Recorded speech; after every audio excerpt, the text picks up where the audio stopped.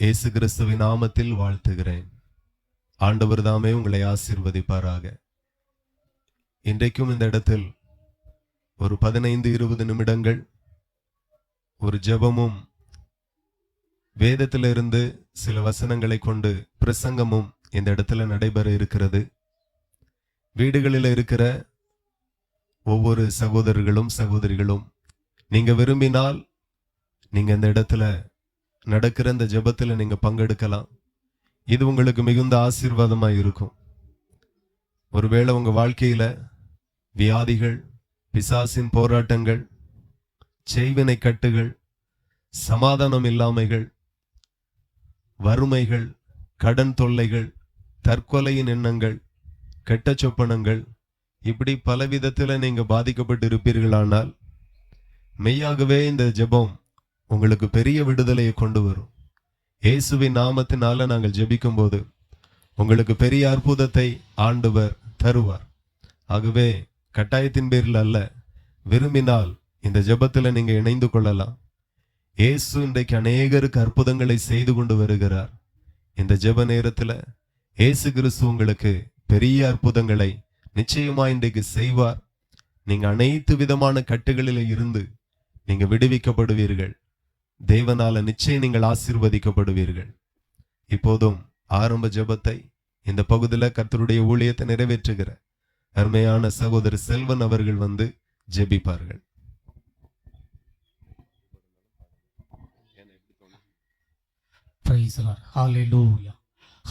நாம் ஜெபிப்போம்.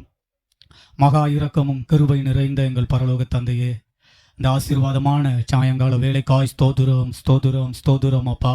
ஆண்டவரே உம்மை துதிக்கிறோம் அப்பா. ஆண்டவரே இந்த கிராமத்தை நீ நேசித்தபடினால ஆண்டவரே உம்முடைய ஆசீர்வாதத்தை ஹல்லேலூயா கொண்டு வருகிற சுவிசேஷத்தை அறிவிக்கும்படியான ஆண்டவரே இந்த நேரத்தை கொடுத்ததற்காய் ஸ்தோத்திரம். இயேசு கிறிஸ்து கிராமம் கிராமமாய் பட்டணம் பட்டணமாய் சென்று வியாதிகளை குணமாக்கினார், குஷ்டரோகிகளை குணமாக்கினார், குருடர்களுக்கு பார்வையளித்தார், பாவத்தில் இருந்த சகோதரிகளை விடுவித்தார், சகோதரர்களை விடுவித்தார். ஹல்லேலூயா. திமிர்வாதக்காரர்களை சுகமாக்கினார். எத்தனையோ அற்புத அடையாளங்களை செய்தார். அதுபோல ஆண்டவரை இந்த நாள் வரைக்கும் அநேக அற்புதங்களை, அதிசயங்களை ஆவியானவர் அநேக கிராமங்கள்ல, பட்டணங்கள்ல, தேசங்கள்ல நீர் செய்து கொண்டு வருகிறீரப்பா. ஆண்டவரை நோக்கி பார்க்கிற ஆண்டவரே, யாவருக்கும் நீர் சுகம் கொடுக்கிற தேவன் ஆண்டவரே. ஹல்லேலூயா. நீர் வெளிச்சத்தை உதிக்க செய்கிற தேவன் ஆண்டவரே, இருளை மாற்றுகிற தேவன். என்னை நோக்கி கூப்பிடு, அப்பொழுது நான் உனக்கு ஹல்லேலூயா விடுதலை தருவேன் என்று சொன்ன வேத வசனத்தின்படி ஆண்டவரே, வியாதியில, பலவீனங்கள்ல, போராட்டத்துல ஆண்டவரே, யார் என்னை விடுவிப்பா, யார் எனக்கு சுகத்தை தருவா, யார் எனக்கு பாவத்திலிருந்து விடுதலை தருவா, யார் இந்த கட்டுகளிலிருந்து விடுவிப்பார் என்று சொல்லி ஆண்டவரே கலங்கி கொண்டிருக்கிறவர்களுக்கு அவர் இலவசமாய் சுகம் கொடுக்கிற தேவன். ஹல்லேலூயா. இலவசமாய் சுகத்தையும் அற்புதத்தையும் செய்கிற தேவன். அவரை நோக்கி பார்த்த யாவருக்கும் சுகத்தை கொடுத்தார், அற்புதத்தை செய்தார், அதிசயத்தை செய்தார். அதுபோல ஆண்டவரே இந்த கிராமத்திலும் கூட, இந்த தெருவிலும் கூட ஆண்டவரே ஸ்தோத்திரம். வியாதியா இருக்கிறவங்க, பலவீனமா இருக்கிறவங்க, போராட்டத்தில் இருக்கிறவங்க ஆண்டவரே, நீர் அப்படிப்பட்டவர்களை சுகமாக்கும்படியாய், சுகம் கொடுக்கும்படியாய், விடுதலை கொடுக்கும்படியாய் உம்மை நோக்கி பார்க்கிறோம் அப்பா. இவர்களுக்காக நீர் சிலுவையில நீர் அடிக்கப்பட்டு ரத்தம் சிந்தினீர், மரித்தீரப்பா. ஆண்டவரே, உம்முடைய விலையேறப்பட்ட ரத்தம் பாவத்தை மன்னிக்கும். உம்முடைய விலையேறப்பட்ட ரத்தம் சாபத்தை முறிக்கும். உம்முடைய விலையேறப்பட்ட ரத்தம் வியாதிகளை குணமாக்கும். எப்பேற்பட்ட வியாதியா இருந்தாலும் அது ஹல்லேலூயா அவருடைய ரத்தத்திற்கு சுகம் கொடுக்க முடியும் ஆண்டவரே. ஹல்லேலூயா. ஆண்டவரே, இந்த கிராமத்துல உம்முடைய ஹல்லேலூயா மகா பெரிய இரக்கம், கிருபை, அற்புதங்கள், அதிசயங்கள் வெளிப்படட்டும் அப்பா. ஹல்லேலூயா. பெரிய ஒரு வெளிச்சம் உதிக்க கர்த்தர் கிருபை செய்வீராக. இந்த ஜெபங்களை ஆசீர்வதித்து தாரும். இயேசுவின் நாமத்தில் உம்முடைய கரத்தில் தருகிறோம். இயேசுவின் நாமத்தில் வேண்டிக் கொள்கிற நல்ல பிதாவே, ஆமென்.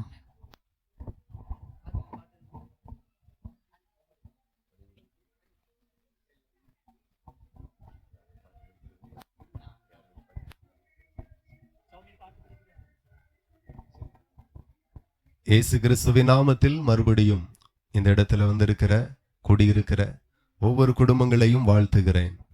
ஆண்டவருடைய வேதவசனம் சொல்லுகிறது, உங்கள் துக்கம் சந்தோஷமாய் மாறும் என்று. நிச்சயமாய் இந்த ஜெபத்தில் நீங்க வீடுகளில் இருந்தாலும் இயேசுவே என்று சொல்லி கூப்பிடுங்க. வீடுகளில் இருந்தாலும் இயேசுவே நோக்கி கூப்பிடுங்க. நிச்சயம் அந்த இயேசு கிறிஸ்து உங்களுக்கு அற்புதங்களை செய்ய வல்லவராயிருக்கிறார்.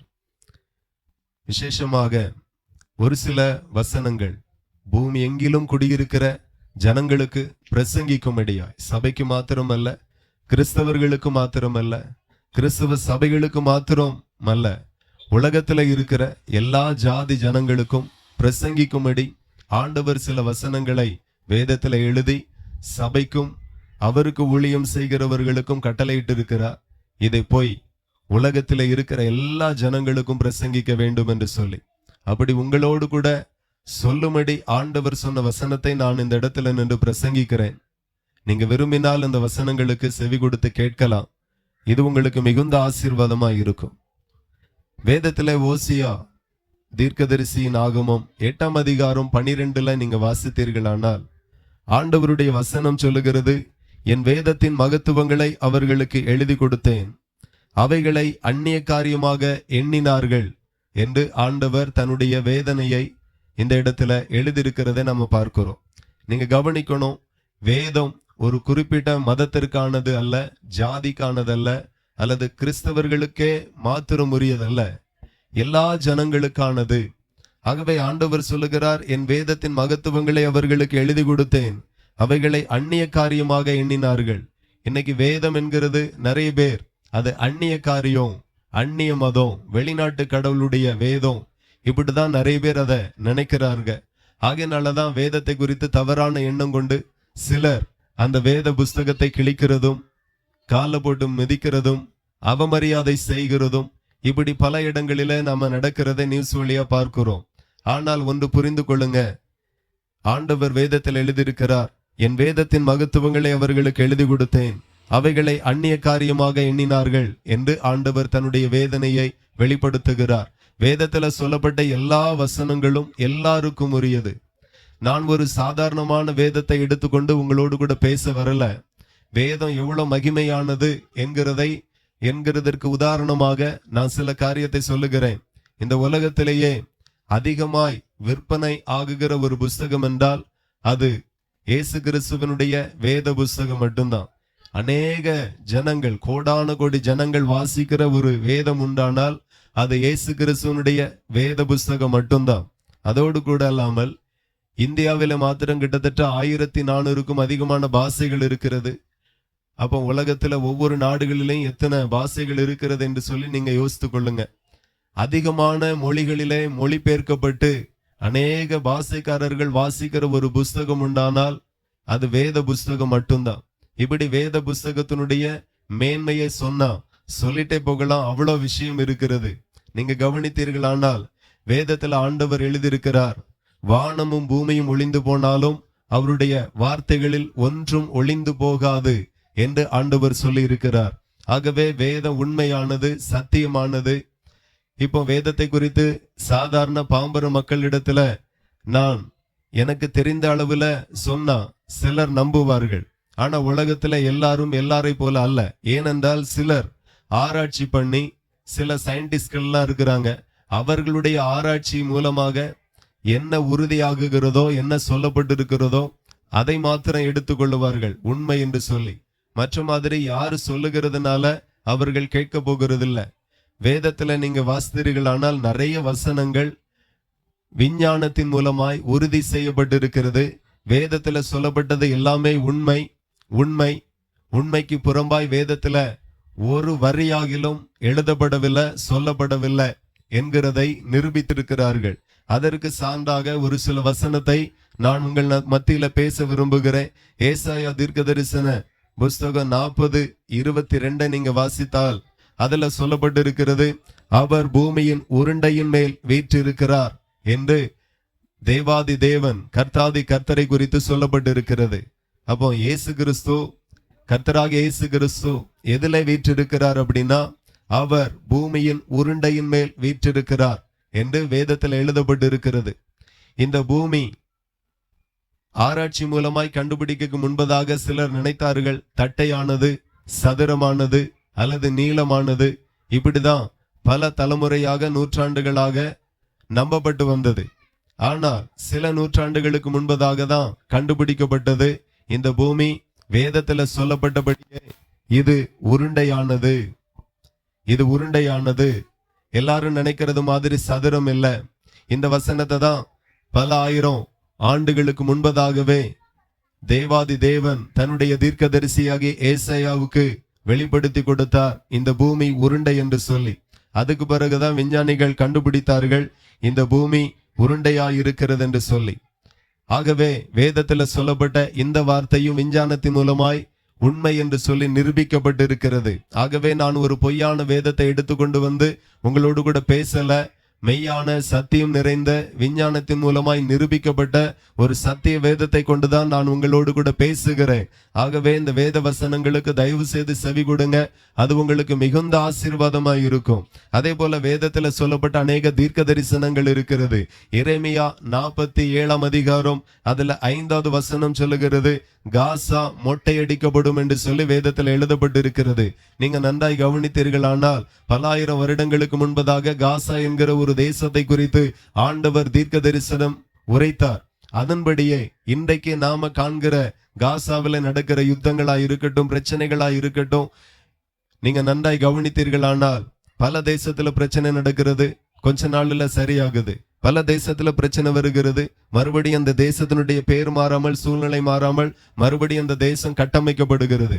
ஆனா காசால மாத்திரம் ஆண்டவருடைய வார்த்தையின்படி சூழ்நிலைகள் மாறுகிறது. நீங்க கவனித்தீர்களானால் காசாவை காலி பண்ணுங்கள் என்று சொல்லி அமெரிக்க அதிபர் கட்டளையிடுகிறார். காசால பயங்கரமான யுத்தங்கள் நடந்து கொண்டு இருக்கிறது. இஸ்ரவேலுக்கும் காசாவுக்கும் பயங்கரமான யுத்தம். வேதத்தில் எழுதப்பட்டிருக்கிறது காசா மொட்டையடிக்கப்படும் என்று சொல்லி. இப்போ அதிபர் சொல்லுகிற, அமெரிக்க அதிபர் சொல்லுகிற, காசாவை காலி பண்ணுங்க, நாங்க அதை பிளாட் போட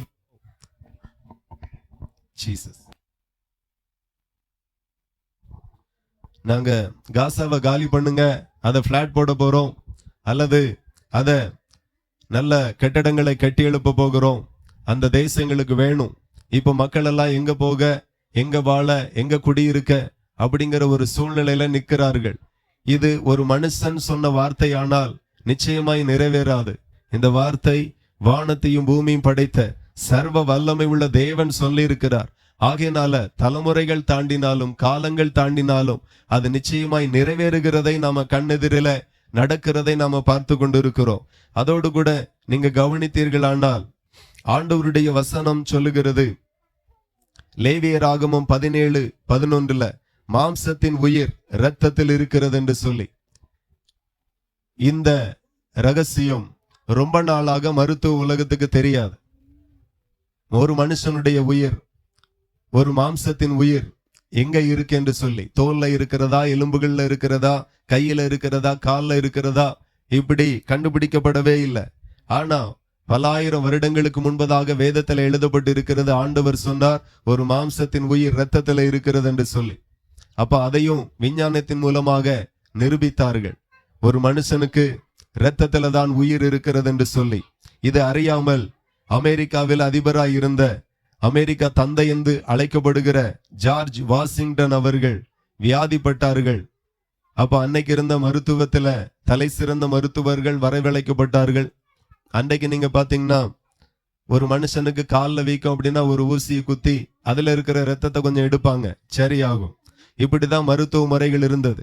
அவருக்கு தொண்டையில பயங்கரமான வீக்கம் காணப்பட்டது. அப்ப தொண்டையில முதலாவது 350 ml வெளியெடுத்தாங்க ரத்தத்தை, சரியாகல. அதுக்கு பிறகு 1 லிட்டருக்கும் அதிகமாய் ரத்தத்தை எடுத்தாங்க, மறுபடியும் சரியாகல. அடுத்தபடியா 1 லிட்டரும் 300 மில்லி ரத்தத்தை எடுத்தாங்க. இப்படி ஒரு மனுஷனுக்குள்ளா இருந்த ரத்தத்துல பாதிக்கும் அதிகமா எடுத்ததுனால அவர் மரித்து போனார், துடித்து மரித்து போனார். அப்போ ஆண்டவர் வேதத்துல பல ஆயிரம் வருடங்களுக்கு முன்பதாகவே எழுதியிருந்தார் ஒரு மாம்சத்தின் உயிர் இரத்தத்துல இருக்கிறது என்று சொல்லி. அதுக்கு பிறகுதான் மருத்துவ உலகம் ஆராய்ச்சி பண்ணி பார்த்ததுல ஒரு மனுஷனுடைய உயிர் இரத்தத்துல இருக்கு.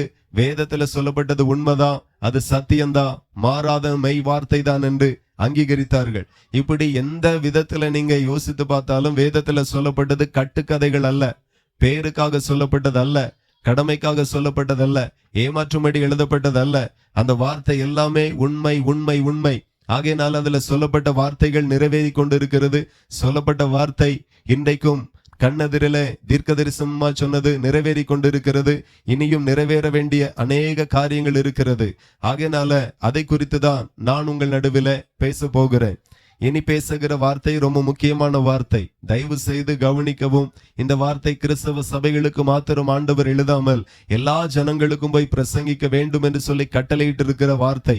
ஆகையினால வீடுகளில் இருந்தாலும் இயேசுவை குறித்து உங்களுக்கு ஆமென் ஒரு நல்ல வெளிப்பாடு இல்லாம இருந்தாலும், இயேசுவை நீங்க அறியாதவர்களா இருந்தாலும், இன்றைக்கு உங்கள் நடுவில் பேச போகிற ஒரு 10 நிமிஷம் பேச போகிற அந்த நல்ல வார்த்தைகளுக்கு நீங்க செவி கொடுப்பீர்களானால் நிச்சயம் உங்களுக்கு இது மிகவும் ஆசீர்வாதமா இருக்கும்.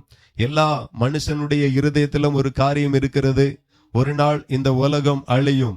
எல்லாரும் எதிர்பார்த்தாங்க 2000 வருஷம் பிறக்கும் போது, இன்னைக்கு 2025 இருக்கிறோம். ஆனா 2025 வருஷம் பிறக்கும் போது எல்லாருக்குள்ளாக ஒரு பயம் இருந்தது, ஒரு கலக்கம் இருந்தது. அது என்ன பயம் என்ன கலக்கம் என்று சொல்லி நீங்க பாத்தீங்கன்னா 2000 உலகம் அழிஞ்சிரும், 2000 உலகம் அழிஞ்சிரும் அப்படின்னுட்டு நீங்க நன்றாய் கவனித்தீர்களானால், இயேசு கிறிஸ்து 2000 வருடங்களுக்கு முன்பதாக இந்த பூமியில மனுஷனாய் பிறந்தார். அவர் இந்த பூமியில இருக்கும்போது பிதாவாகிய தேவனுடைய சித்தத்தை செய்யும்படி தன்னோடு கூட 12 சீசர்களை ஏற்படுத்தி பல இடங்களில பிதாவாகிய தேவனுடைய சித்தத்தை பிரசங்கித்தார். இதே போல தெருவில் நின்று, பட்டணங்கள்ல நின்று, கிராமங்கள்ல இருந்து, கடற்கரையில நின்று பிரசங்கம் பண்ணினார். அப்படியே இயேசு கிறிஸ்து தன்னுடைய சீசர்களோடு கூட போய் ஊழியம் செய்த நாட்களில சீசர்கள் கேட்டாங்க, இந்த உலகம் அழிதுன்னு ஒரு பேச்சு இருக்கிறதே. அதே போல இயேசு கிறிஸ்து சொன்னார், நான் இப்பொழுது பிறந்திருக்கிறேன், இனி மறுபடியும் இந்த பூமியில ஒருக்கா வருவேன், கடைசி நாட்கள்ல வருவேன் என்று சொல்லி இருந்தார். அப்போ உம்முடைய வருகைக்கும் பூமியினுடைய முடிவுக்கும் என்ன அடையாளம் என்று சொல்லி சீசர்கள் இயேசு கிறிஸ்துவினிடத்துல கேட்டார்கள். அப்பந்தான் இயேசு கிறிஸ்து இந்த பூமியினுடைய முடிவுக்கும் என்னுடைய வருகைக்கும் கிட்டத்தட்ட ஒரு 7-8 அடையாளத்தை ஆண்டவர் வேதத்துல எழுதி கொடுத்தார். அந்த அடையாளத்தை தான் நான் உங்களுக்கு பிரசங்கிக்க விரும்புகிறேன். நீங்க நினைக்கலாம், பூமி அழிஞ்சா என்ன, இயேசு வந்தா எனக்கு என்ன அப்படின்னு சிலர் நினைக்கலாம். நான் சொல்லுகிறேன், பூமி அழிகிறதற்கும் இயேசு கிறிஸ்துவனுடைய வருகைக்கும் நிச்சயமாய் இந்த பூமியில மனுஷனாய் இருக்கிற எல்லா மனுஷனுக்கும் சம்பந்தம் உண்டு, சம்பந்தம் இருக்கிறது. அதை குறித்து தான் ஒரு ரகசியத்தை நான் உங்களுக்கு சொல்ல விரும்புகிறேன். இயேசு கிறிஸ்து இந்த பூமியில வரும்போது ஒன்று நடக்கும். எந்த மனுஷன் அவருடைய வேத வசனத்தின்படி வாழ்ந்து வேத வசனங்களை கை கொண்டு நடக்கிறானோ அந்த மனுஷன் இந்த பூமியில அவர் வரும்போது உயிரோடு இருந்தால் மறுரூபமாக்கப்பட்டு இயேசு கிறிஸ்துவோடு கூட சேர்க்கப்படுவார். அல்லது ஒரு மனுஷன் அவருக்கு பயந்து அவருடைய வேத வசனத்தை கை கொண்டு நடந்து அவருடைய வருகைக்கு முன்பதாகவே மரித்து அடக்கம் பண்ணப்பட்டால், இயேசு கிறிஸ்து வரும்போது கல்லறைகள் திறக்கப்பட்டு அவர்களுடைய ஆத்துமா உயிர்ப்பிக்கப்படும். இப்படியே உயிரோடு இருக்கிறவர்களும் மரித்தவர்களும் அவருடைய ஆத்துமா உயிர்ப்பிக்கப்பட்டு இயேசு கிறிஸ்துவோடு கூட சேர்க்கப்பட்டு பரலோகத்திற்கு கொண்டு போகப்படும். ஆகவே இயேசு கிறிஸ்து மறுபடியும் சீக்கிரம் இந்த பூமியில வரப்போகிறார். அவருடைய வருகைக்கு நீங்கள் ஆயத்தமாகணும். அவருடைய வருகைக்கு தான் சபை ஜனங்களை ஆயத்தப்படுத்தி கொண்டிருக்கிறது. அவருடைய வருகைக்கு நீங்க போகணும்னா நீங்க பரிசுத்தமாகணும். அவருடைய வருகைக்கு நீங்க போகணும்னா நீங்க பாவ மன்னிப்பாகிய ஞான ஸ்நானத்தை பெற்றுக்கொள்ள வேண்டும். ஒரு மனுஷனுடைய பாவம் மன்னிக்கப்படாவிட்டால் அவனால பரலோகத்துக்கு போக முடியாது. ஆகையினால சபையில ஞான ஸ்நானத்தை ஆண்டவர் வைத்திருக்கிறார். ஞான ஸ்நானம் என்கிறது ஒரு மனுஷனுடைய மதத்தை மாற்றும்படியாக அல்ல. ஞான ஸ்நானம் என்கிறது ஆண்டவருக்கு தன்னுடைய வாழ்க்கையை ஒப்பு கொடுத்து, ஏசப்பா இதுவரையிலும் அறிந்தும் அறியாமலும் நான் பாவங்களை செய்தேன், இன்று முதல் நான் புது மனுஷனாக வாழ்வேன் என்று ஆண்டவருக்கு தன்னை ஒப்பு கொடுக்கிறது. புது மனுஷனாக தன்னை அர்ப்பணிக்கிறது. வேதம் சொல்லுகிறது, பாவத்தை மறைக்கிறவன் வாழ்வடைய மாட்டான், அவைகளை அறிக்கை செய்து விட்டு விடுகிறவனோ இரக்கம் வருவான் என்று சொல்லப்பட்டு இருக்கிறது. ஆகவே இயேசு கிறிஸ்துவனுடைய வருகையில நீங்க போகணும் அப்படின்னா சபைக்கு வரணும். இயேசு கிறிஸ்துவை மெய்யான தேவன் என்று விசுவாசிக்கணும். அவர் ஏற்படுத்தி வைத்திருக்கிற ஞான ஸ்நானத்துக்கு உங்களை ஒப்பு கொடுத்து, இதுவரையிலும் செய்த பாவத்தை என் ஆண்டவரே எனக்கு மன்னிங்க, இனி நான் ஒரு காலமும் பாவம் செய்ய மாட்டேன், உமக்கு பயந்து வாழுவேன் என்று சொல்லி பாவத்தை உண்மையாய் மன்னிக்கிற இயேசு கிறிஸ்துவினிடத்துல வந்து மனம் திரும்ப வேண்டும். அதே போல சபையில எல்லா வரக்கூடிய எல்லாருக்குமே அவர் பரிசுத்தாவியின் அபிஷேகத்தை தருகிறார். பரலோகத்துக்கு போனோம்னா ஜலத்தினாலும் ஆவினாலும் பிறவாவிட்டால் தேவனுடைய ராஜ்யத்தில் பிரவேசிக்க முடியாது என்று ஆண்டவர் திட்டமும் தெளிவுமாய் வேதத்தில் எழுதியிருக்கிறார். நீங்க பரலோகத்துக்கு போனோம் அப்படின்னா எல்லா மதத்திலையும் இருக்கிறவர்களுக்கு பரலோகத்துக்கு போகணுங்கிற ஒரு ஆசை உண்டு. பரலோகத்துக்கு போனோம்னா என்ன வழி என்கிறதை மிக தெளிவாக மிக அழகாக ஆண்டவர் வேதத்தில் எழுதியிருக்கிறார். அந்த வழியை தான் நான் உங்களுக்கு பிரசங்கிக்கிறேன். பரலோகத்துக்கு போனோம்னா ஞான ஸ்நானம் ரொம்ப அவசியம், பாவ மன்னிப்பு ரொம்ப அவசியம். அதோடு கூட சபையில தேவன் தன்னுடைய ஆவியை தருகிறார். நீங்க பாத்தீங்கன்னா சில கிராமங்கள்ல சிலருக்கு பேய் பிடி அப்படின்னு சொல்லுவாங்க, பிசாசு பிடி அப்படின்னு சொல்லுவாங்க. அது எப்படி பிடிக்கிறது? ஒரு பிசாசினுடைய ஒரு ஆவி ஒரு மனுஷனுக்குள்ள இறங்குகிறது. அவனை பிசாசு பிடித்தவனாக, நோய்வாய்ப்பட்டவனாக அந்த ஆவி மாத்துகிறது. அதே போல இயேசு கிறிஸ்து தன்னுடைய ஆவியை மனுஷனுக்குள்ளாய் தருகிறார். அந்த பிசாசின் ஆவி ஒரு மனுஷனை அழிக்கும், ஆனா கிறிஸ்துவின் ஆவி ஒரு மனுஷனை உருவாக்கும், ஆசீர்வதிக்கும், வழி நடத்தும், பரலோகம் வரைக்கும் கொண்டு செல்லும். ஆகவே இந்த பரிசுத்த ஆவியை நீங்க எல்லாரும் பெற்றுக்கொள்ள வேண்டும். ஆகவே இயேசு கிறிஸ்து சீக்கிரமாய் வருகிறார். இப்போ அவருடைய வருகைக்கு நீங்க ஆயத்தமாகும்படிதான் சில அடையாளங்களை ஆண்டவர் இந்த பூமியில வைத்திருக்கிறார். அது வெறும் அடையாளமாக மாத்திரமல்ல, இயேசு கிறிஸ்து வருகிறார், நீ பாவத்திலிருந்து மனம் திரும்பு, பாவத்தில இருந்து உன் வாழ்க்கையை பரிசுத்தத்திற்கு நேராய் திருப்பு.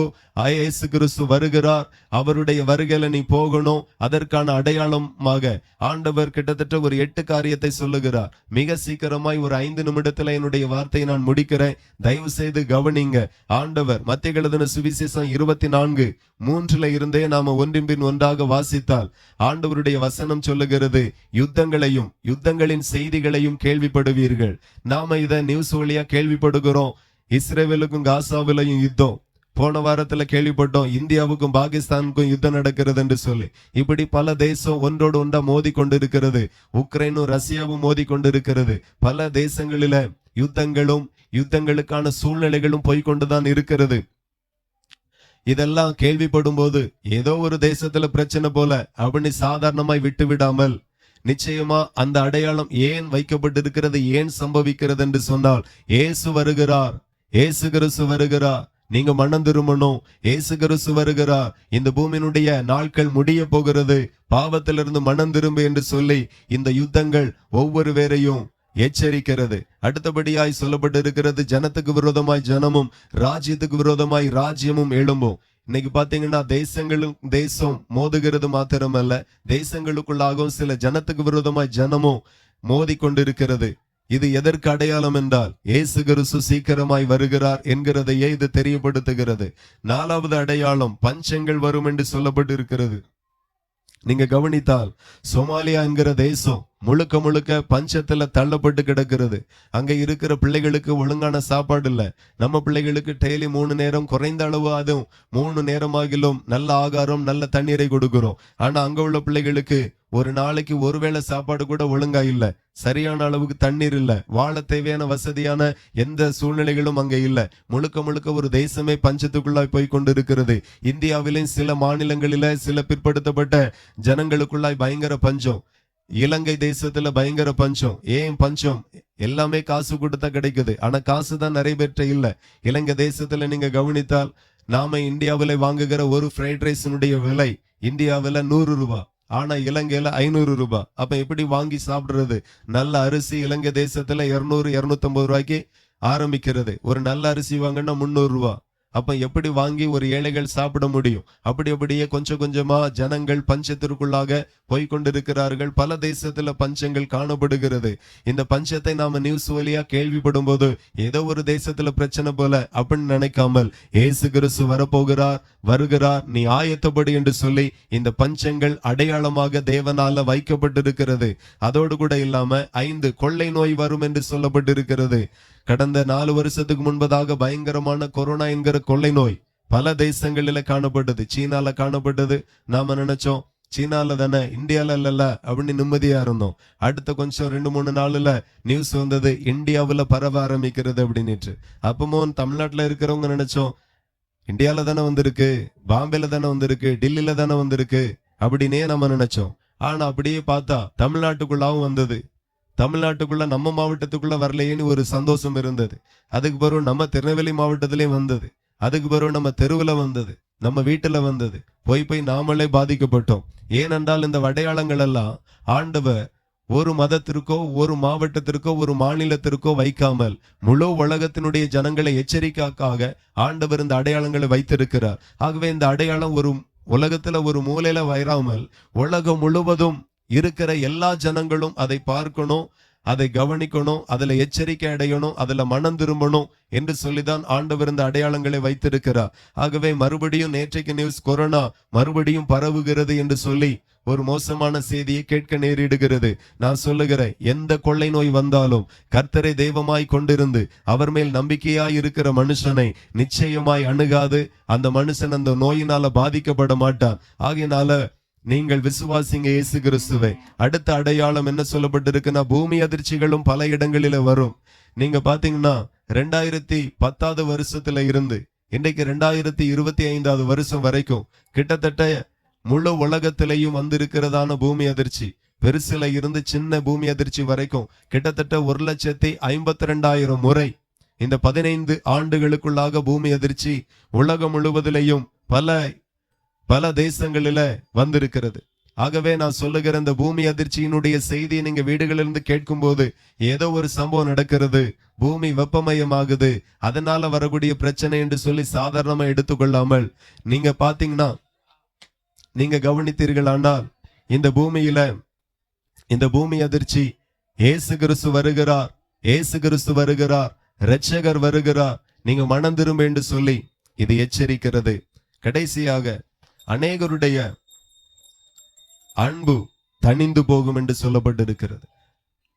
ஒரு 80 வருஷத்துக்கு முன்பதாக எல்லா குடும்பத்திலையும் நம்ம பார்த்தோம். எல்லா குடும்பமும் கூட்டு குடும்பமாக சந்தோஷமாய் தாத்தா பாட்டி அப்பா அம்மா சித்தப்பா பெரியம்மா எப்படி ஒரு கூட்டு குடும்பமாய் வாழ்ந்த நாட்களை நம்ம பார்த்தோம். எல்லாருக்குள்ள ஒரு அன்பு, எல்லாருக்குள்ள ஒரு சந்தோஷம்.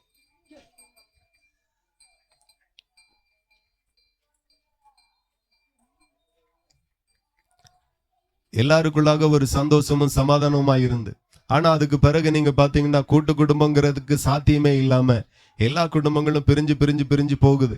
கடைசியில கணவனை விட்டு மனைவி பிரிஞ்சு போகிறதும், மனைவியை விட்டு கணவன் பிரிஞ்சு போகிறதும், இன்னும் மோசமான சூழ்நிலை நீங்க பாத்தீங்கன்னா தாய் தகப்பனை விட்டு பிள்ளைகள் திருமணத்துக்கு முன்பதாகவே பிரிஞ்சு போகிறதையும் நம்ம பார்க்கிறோம். அந்த அளவு உலகத்துல எல்லாருடைய அன்பும் குறைந்து போகிறதை வேதத்தின் வசனத்தின் ஆதாரமாக நடக்கிறது. இதுவும் ஒரு செய்தி அல்ல, ஒரு சம்பவம் அல்ல, இயேசு கிறிஸ்துவினுடைய வருகைக்கு அடையாளமாய் சொல்லப்பட்டிருக்கிறது. கடைசி அடையாளம் என்ன அப்படின்னா, ராஜ்யத்தின் இந்த சுவிசேஷம் உலகம் எங்கிலும் உள்ள சகல ஜாதிகளுக்கும் சாட்சியாக பிரசங்கிக்கப்படும், அப்பொழுது முடிவு வரும் என்று சொல்லப்பட்டிருக்கிறது. இயேசு கிறிஸ்து வருகிறார். 2000 வருடங்களுக்கு முன்பதாக வந்த அதே இயேசு கிறிஸ்து மறுபடியுமாய் மத்திய ஆகாயத்துல மறுபடியும் வரப்போகிறார். அவருடைய வருகைக்கான எல்லா அடையாளங்களை குறித்து எல்லா பாஷைக்காரர்களுக்கும், எல்லா மாவட்டங்களுக்கும், எல்லா மாநிலங்களுக்கும், உலகத்தினுடைய எல்லா தேசங்களுக்கும் இதை குறித்து பிரசங்கிக்க வேண்டும் என்று சொல்லி ஆண்டவர் கட்டளையிட்டார். இன்றைக்கு நாங்கள் உங்களுடைய தெருவுக்கு மாத்திரம் வந்து பிரசங்கிக்கவில்லை, எங்களையும் பல இடங்களுக்கு இந்த வார்த்தையை சொல்ல ஆண்டவர் அனுப்புகிறார். அதோடு கூட உலகத்துல எல்லா இடங்களிலேயும் இயேசு கிறிஸ்துவினுடைய வருகை, இயேசு கிறிஸ்துவினுடைய சுவிசேஷ வார்த்தைகளை பிரசங்கிக்க ஏராளமான பேரை ஆண்டவர் அனுப்பி கொண்டுதான் இருக்கிறார். எங்களுடைய நோக்கம் மதத்தை மாற்றும்படி அல்ல, எங்களுடைய நோக்கம் கிறிஸ்து சொன்ன செய்தியை உலகம் முழுவதிலையும் போய் பறைசாற்ற வேண்டும், பிரசங்கிக்க வேண்டும் என்கிற ஒரே ஒரு நோக்கம்தான். இதை செய்கிறதுனால எங்களுக்கு எந்த லாபமோ எந்த ஆதாயமோ கிடையாது. இது தேவனுக்கென்று சொல்லி செய்கிற ஒரு சின்ன பணி மாத்திரமே, அவருக்காய் செய்கிற ஒரு சின்ன வேலை மாத்திரமே. ஆகையினால இந்த சுவிசேஷம், இந்த இயேசு கிறிஸ்துவினுடைய வருகை, அடையாளம், கடைசி காலம், இதை குறித்து ஆண்டவர் எல்லா இடங்களிலும் போய் சொல்லி இருக்கிறார். ஆகையினால அவருடைய வார்த்தைக்கு பயந்து, அவருடைய வார்த்தைக்கு கீழ்ப்படிந்து இன்றைக்கு உங்கள் நடுவில் வந்து அவருடைய வார்த்தை சொல்லி இருக்கிறோம். ஆகவே இயேசு கிறிஸ்து வருகிறார். பரலோகத்துக்கு போகணும்னா இயேசுவை வழி, அவரை மெய்யான தேவன். இன்றைக்கே உங்களுடைய பாவத்திலிருந்து மனம் திரும்புங்க. ஒருவேளை உங்களுடைய வாழ்க்கையில போராட்டங்கள் இருக்குமேயானால், விலகினம் இருக்குமேயானால், கொள்ளை நோய் இருக்குமேயானால், மாந்திரிகத்தின் கிரியைகள் இருக்குமேயானால், இயேசுவை நோக்கி கூப்பிடுவீர்களானால் நிச்சயமாய் நீங்கள் விடுவிக்கப்படுவீர்கள்.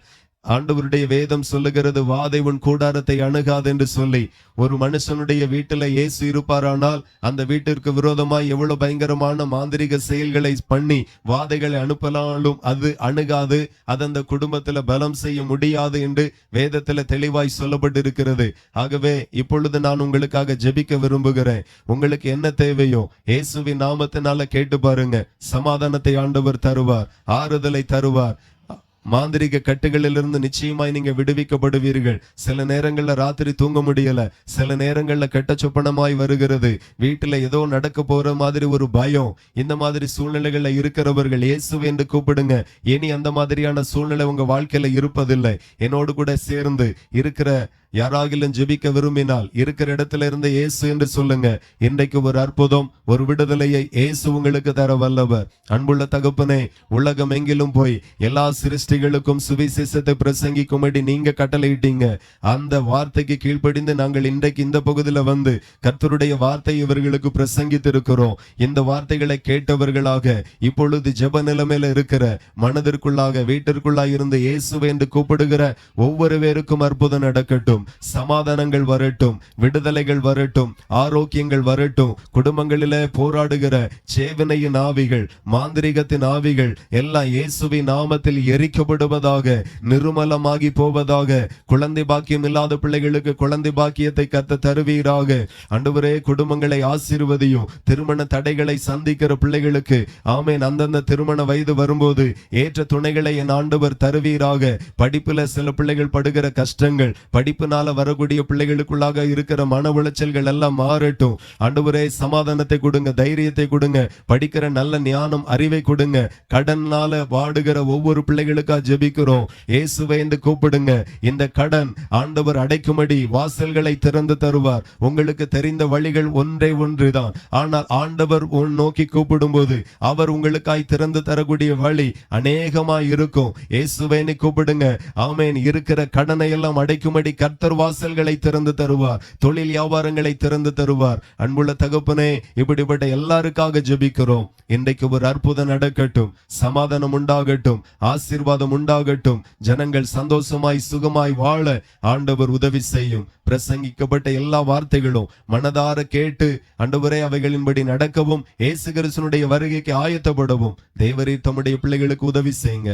இந்த பகுதியில வந்து நின்று சமீபமாய் நின்று வார்த்தைகளை கேட்கிற, ஜெபத்துல பங்கெடுக்கிற எல்லாருக்கும் ஆண்டவருடைய நாமத்தினால் அற்புதங்கள் நடக்கட்டும், ஆசீர்வதிக்கப்படட்டும்.